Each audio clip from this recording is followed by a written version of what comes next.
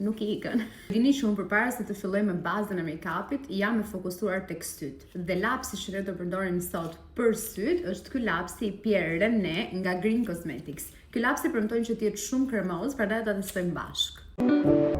Do fillojmë të kalojmë lapsin tek pjesa e sipërme, tek shpalla e syrit.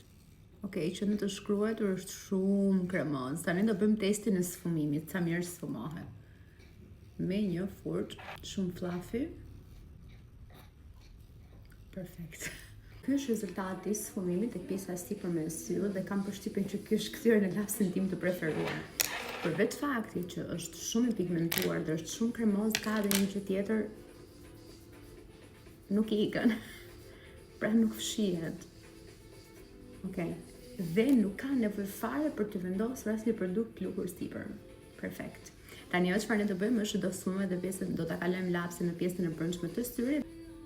Shikoni po. Lart fare. Më pëlqen shumë fare. Okej, dhe ky është rezultati i syve, se si duket nga afër, edhe të hapur edhe të mbyllur, edhe sigurisht pastaj edhe kombinuar me gjithë pjesën tjetër të fytyrës, siç ju thash, lapsi nuk ka nevojë për asnjë ndryshim në formulën e vet, se është perfekt. Për të bërë lapsin tuajin edhe për të parë gjithçka tjetër, unë do t'ju ftoj që të klikoni tek linku në bio për të futur direkt tek faqja e Green Cosmetics dhe mos harroni që të klikoni te plusi për të bërë follow.